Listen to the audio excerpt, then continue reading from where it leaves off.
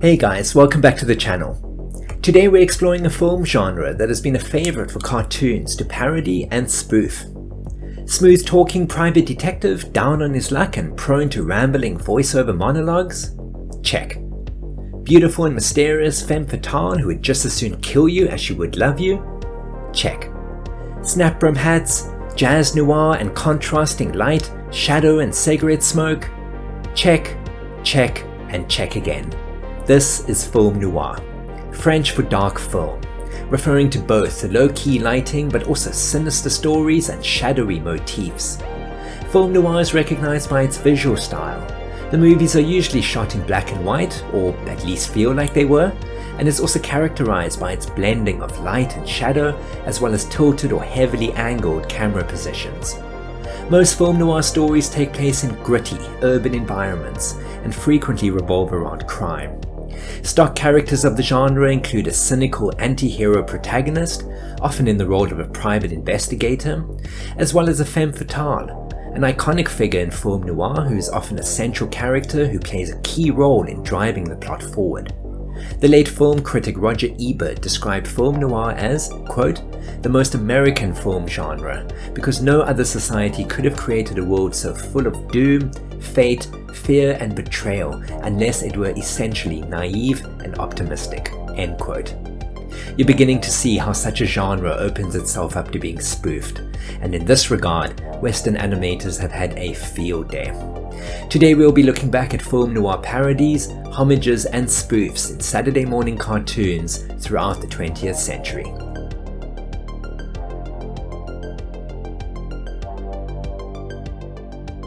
Film noir has been both homaged and spoofed ever since the 1940s.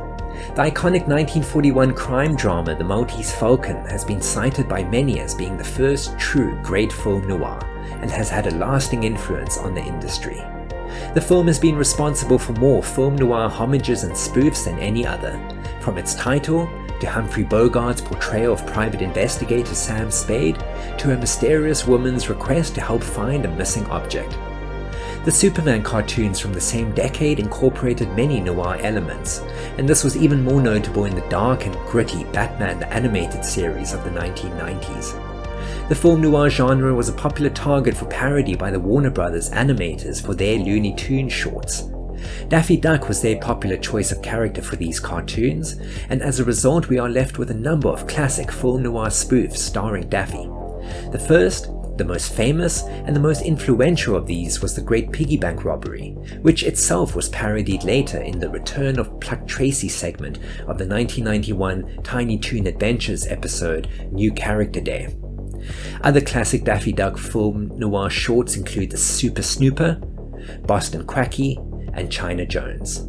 The 1952 Goofy cartoon How to Be a Detective saw Goofy playing the role of Johnny Eyeball as he takes on the case of the missing L in a classic film noir send-up.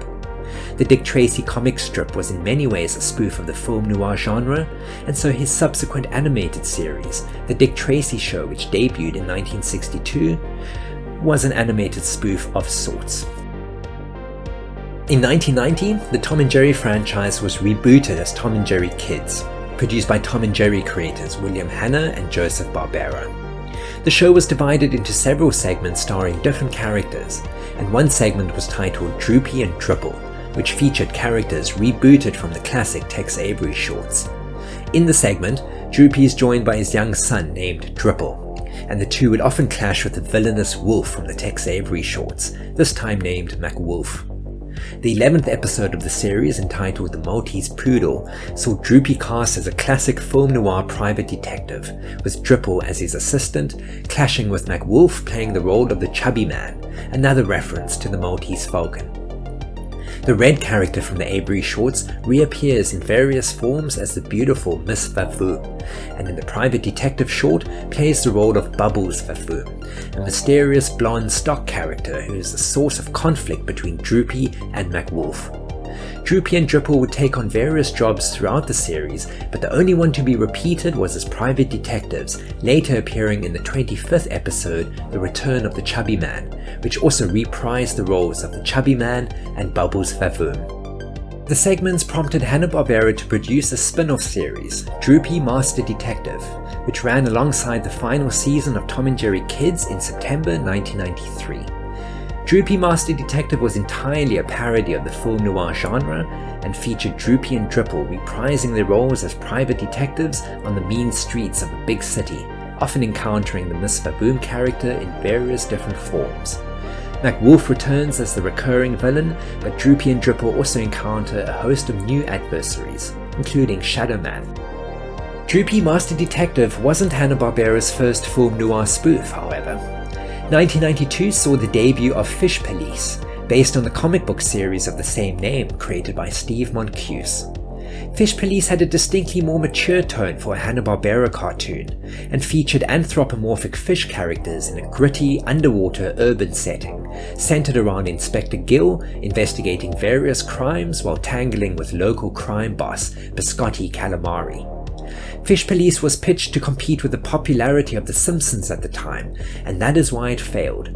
Only 3 episodes were aired before the show was cancelled due to low ratings, while the entire 6-episode series aired outside of the United States. Fish Police was additionally doomed when it was pitched as a Saturday morning cartoon to a primetime audience, and fans also felt it was too different in style and vastly inferior to the original comic book. Apart from these criticisms, Fish Police can be seen as perhaps the first animated series to be dedicated entirely to spoofing the film noir genre, and also featured some talented voice acting, including Tim Curry, who voiced Calamari's sleazy, smooth-talking shark lawyer. Jim Henson's Dog City was a 1992 animated spin-off of the live-action Jim Henson Hour television special Dog City, the movie. The show included a combination of puppetry and cell animation, and was produced in collaboration between Jim Henson Productions and Canadian animation studio Nelvana. The original special starred a German shepherd named Ace U, facing a bulldog gangster named Bugsy Them, known as the Dogfather, in the eponymous film noir environment, a city populated by anthropomorphic dogs. In the animated series, Ace U became the private eye Ace Hart, while Bugsy then became Bugsy Vile. Ace, with the help of the beautiful police chief Rosie O'Gravy and excitable paperboy Eddie, would thwart crimes and solve cases around the tough 1940s-style streets of Dog City, usually involving Bugsy and his thugs or the dastardly Baron von Rottweiler. Dog City ran for 3 seasons until 1995. Other Saturday morning cartoons spoofed the film noir genre. The 1993 Pink Panther reboot series featured an episode entitled Black and White and Pink All Over, which saw the Pink Panther starring as Detective Pinky, hired to find a missing doll. The entire episode is in grayscale except for the Pink Panther, who is pink. Rugrats' memorable spoof was the 1997 episode Radio Days, which saw Grandpa and the children listen to an old detective radio show, and the babies imagine that they are living it. Pinky and the Brain spoofed film noir twice, in the 1996 episode The Third Mouse, which was also a parody of the classic 1949 film noir The Third Man, and again later in the 1997 episode Brain Noir, which takes place in Los Angeles in the 1940s. Johnny Bravo took a stab at a spoof in the 1999 episode Noir Johnny, which saw Johnny becoming a detective, because chicks love detectives, and taking on the case of Susie's missing doll.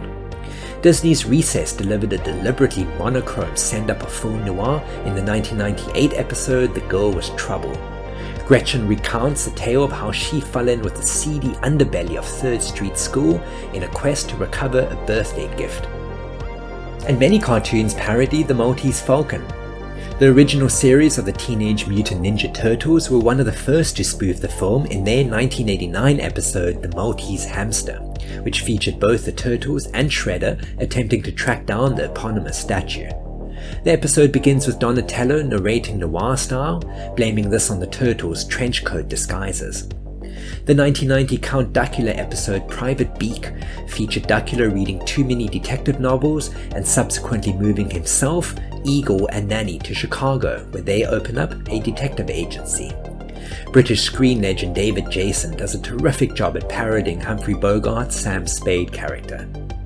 Beetlejuice the animated series went full-blown film noir in their parody of both the Maltese poodle and the genre in general in the 1991 episode Ears Looking at You, which featured Beetlejuice as private detective Sham Spade and Lydia as his ghoul Friday. The two poke fun at every cliche and trope in the film noir genre as they investigate the case of two disembodied ears. The 1996 episode of The Twisted World of Felix the Cat, entitled The Maltese Milkshake, is entirely in black and white and features Felix on the case in search of a missing milkshake, while 101 Dalmatians, the series, paid homage to the genre in their 1997 episode The Maltese Chicken, which featured Spot and the gang attempting to solve the mystery of a missing egg. The Animaniacs dedicated an entire episode to parodying both the Maltese Falcon and film noir in general, in their 1995 episode, This Pun for Hire. The Warners are private detectives who must find and protect a mysterious statue from several suspicious characters while having a field day lampooning every pun, trope, plot device and cliché in the genre. And last but not least, Garfield's Babes and Bullets is a 1989 animated television special, the 9th of 12 Garfield television specials made between 1982 and 1991. Directed by Phil Roman, Garfield's Babes and Bullets is based on a short story of the same name written by Ron Tuthill and featured in the book Garfield, His 9 Lives, while the television adaptation was written by Garfield creator Jim Davis. Unusually grim and mature for a Garfield cartoon and shot almost entirely in black and white, the special centered around Garfield daydreaming of being a private detective named Sam Spade, attempting to solve a grisly murder. Garfield's Babes and Bullets exploits virtually all the tropes associated with the genre, and particularly the Maltese Falcon and Sam Spade. The special won the Primetime Emmy Award for Outstanding Animated Program, 1 hour or less, in 1989, Garfield's 4th award in that category. That's a wrap for today's video. Let me know down in the comments if there are any other animated film noir shows or episodes that you remember. As always, thank you for watching, and stay tuned for more cartoon history.